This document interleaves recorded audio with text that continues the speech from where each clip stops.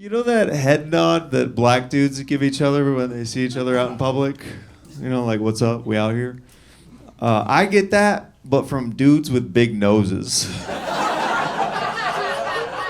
And I don't like it. I'm like, yo, chill, I'm trying to meet people head on tonight. But as soon as I turn profile, my cover's blown like a horse, just...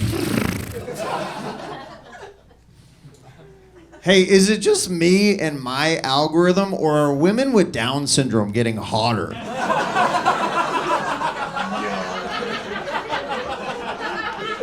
What is going on out there?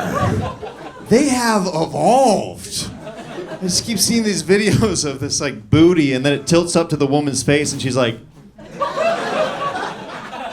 you go, girl, you know?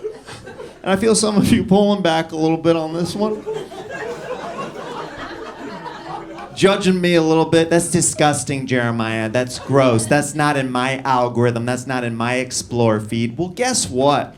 Our phones listen to everything that we talk about. So tomorrow,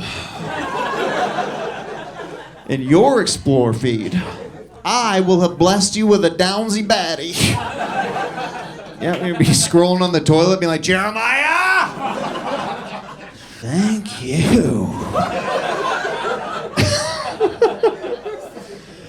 You missed the first couple jokes. Do you want me to start over from the top? We're freaking taping this, and you're like, all right, I gotta take a fat dump real quick. Right at the top is I'm like, hey, everybody's like, oh, I don't like this guy. Heading right out of here. Do you like the little rascals? They're right next to you. Was hoping you guys would support me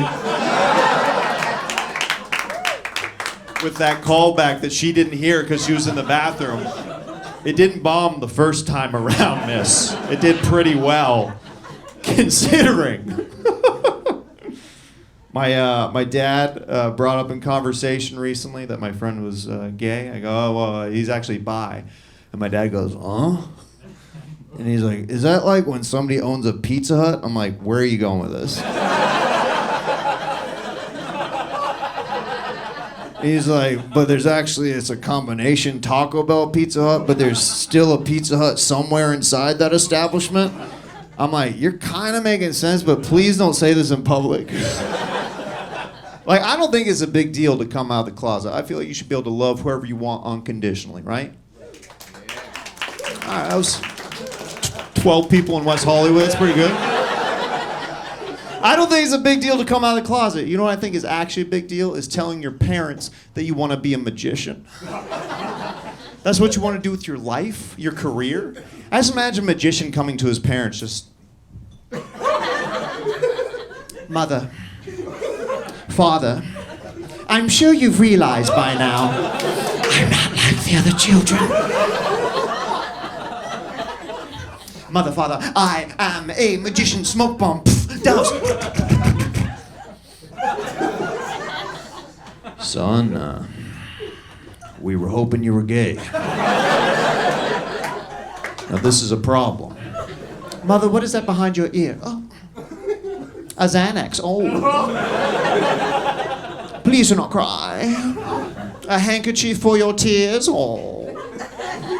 Oh, son, please just come back home when you're gay. Can't handle your sorcery in this household. I've been thinking a lot about this. What does God sound like? Some of you might think that God sounds like Morgan Freeman. But before Morgan Freeman was even in Hollywood, God was just portrayed as a generic, booming, ominous voice, right? It is I, God. I don't think God sounds like that, though. I think God actually sounds like Donald Trump. In the beginning, I created everything. I saw light, it was good light, it was tremendous light. People asked me for water, I said, sure, I'll give you huge water. Water as big as China. And some of you obviously don't like my interpretation of God, that's okay. Because you're gonna go home later tonight, you're gonna start to pray, and you're gonna hear, yes, what can I do for you? Daddy's here, the hotline is open. Hashtag not my God. I could really care less who you voted for in that last election. It's none of my business. But I'm not sure when Donald Trump became a real-life Voldemort from Harry Potter. Like, when you say his name, families are like, not around the children. Like, people get very judgmental with you based on what your political affiliation is, right? They look you up and down very condescendingly sometimes. Like Professor Snape from Harry Potter. Taking you in just... I have one question. And one question only. Who did you vote for? Was it he who shall not be named, Doc Lord Donald Trump? Or was it the cackling witch? Can you imagine if Professor Snape was your dad? Had to discipline you? Felicity, come in my den immediately. Answer this question honestly, or you will be banished from these premises for all of eternity. Is this your vape? I smelled fruity pebbles coming from your chamber of secrets. I still feel like half this crowd has no idea what impression I'm doing. And to those of you I say, watch all 8 Harry Potter movies. And you will realize how perfect this impression is.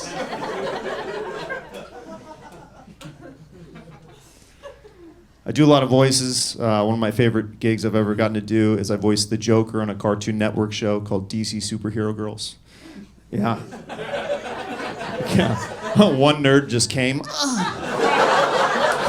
Oh my God, I didn't know he was here. Do you watch cartoons and stuff? Yeah, not that.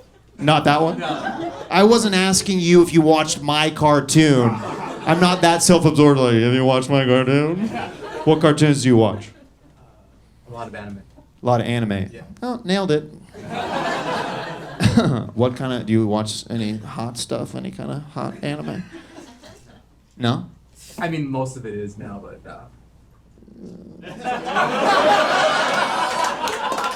This guy's story's changing pretty quick. Yeah, I mean, okay, later tonight, yeah, I'm gonna be jerking off to anime, yeah. Yeah, okay, if you pulled it out of me, Jeremiah. Sure.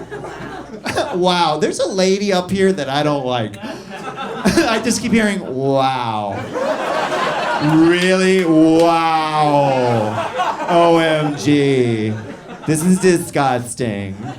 First he said Trump, then he said jerk off, and I was like, I'm out, I'm checked out of here. This is too much. My son is 4 years old, and he loves playing Batman and Joker with me because his dad's the Joker. Why wouldn't he take advantage of that, right? But he's working on his Batman impression, right? He's getting there. And he's like, Dada, can we please play Batman and Joker? I'm like, sure, buddy. All right, here we go.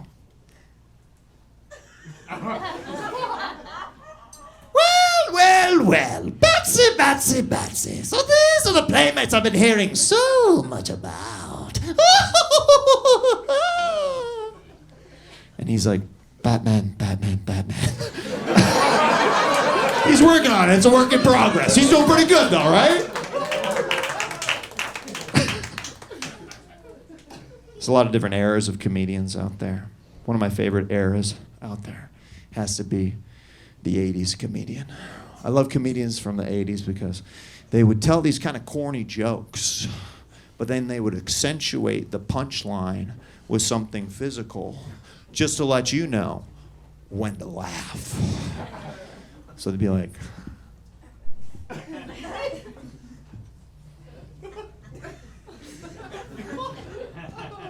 I went to a doggy strip club recently. Yeah, it was called Kibbles and Tits. Guys, come on. Come on, who's with me?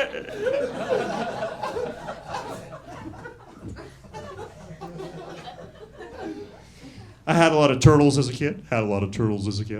Doctors say I had a reptile dysfunction. Oh! Oh! Come on, is there? Saw a really nice car in the parking lot. I went up to the guy. I was like, "Hey man, that's a really nice Porsche you got there." And he looked at me. He's like, "It's not a Porsche. It's a Porsche." And I'm like, "Well, I don't think you're a douche. I think you're a douche."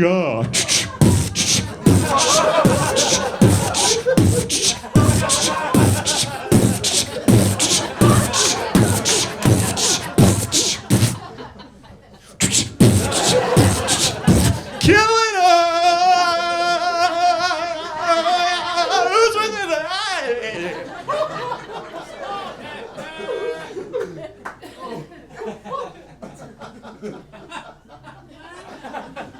Oh, I missed the lady up there.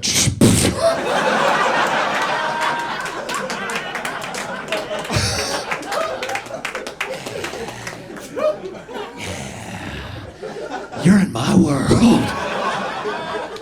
It's all red in here. Like, welcome to hell, lady. Oh, yeah, it's happening tonight. Oh.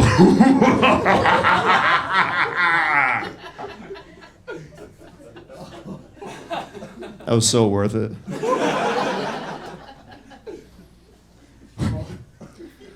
I'm not a strip club guy, but if I were to go to a strip club, I would want to go with a celebrity. And that celebrity would be David Attenborough. David Attenborough, he voices Planet Earth, all those nature documentaries. I want to go with him because he would narrate our entire evening together. And it'd be an epic memory that I would cherish forever. David Attenborough and I would stumble into a strip club. He'd start narrating right away. And suddenly,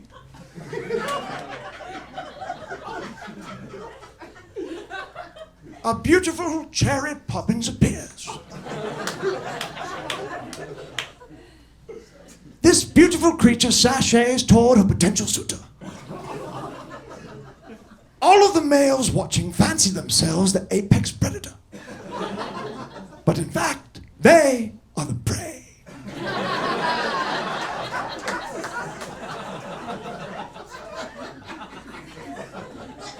Unbeknownst to them, Cherry is with child.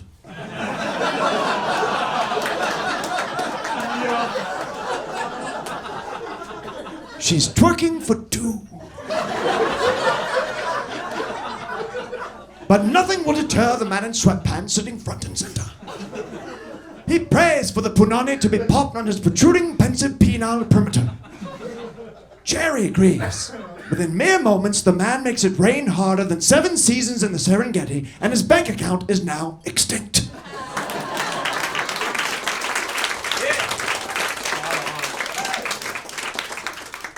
Like I said, I love the Batman movies. I'm a Christopher Nolan guy. I think that my favorite character in The Dark Knight, though, is actually Alfred the Butler, played by Michael Caine. I love Michael Caine because he's such a sincere actor, right? Every single word comes from the heart. Every single word comes from right here. My favorite line of the Dark Knight films when Michael Caine is breaking down emotionally as Alfred at Batman's grave because he thinks he's dead. And he goes, "I'm so sorry. I failed you. You trusted me, and I failed you." That line's the best. I like that line so much I started using it in everyday life. Like, I used to work at Starbucks. I used to mess up people's drinks every day. Lady come to the counter, "Excuse me, I had a grande vanilla latte, not a grande mocha with whip." "I'm so sorry. I failed you. You trusted me, and I failed you." You guys can use it too in your everyday life, you know? You know, maybe you're having sex with your significant other. You go a little bit too soon. "Oh, I'm so sorry. I failed you. You trusted me. And I failed you. Yeah, man. You come quick? Yeah. Guys, I hope you enjoyed my set, and if you didn't, I'm so sorry. I failed you. Thank you, guys. I'm Jeremiah Watkins.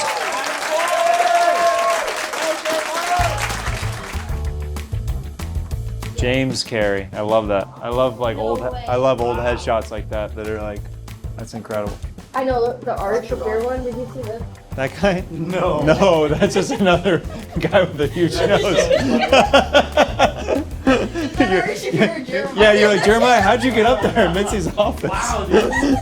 I love her sense of style and decor too. Like she picked all this out, right? Yeah, those are all. That's like Whoa. Very Victorian. This is how you like dream of show business, where Yeah. you like sit here and it's like your past. Right. You think it's gonna happen like that at a desk like this, Yeah. and then it's just some text message or whatever. It's crazy that it like exists.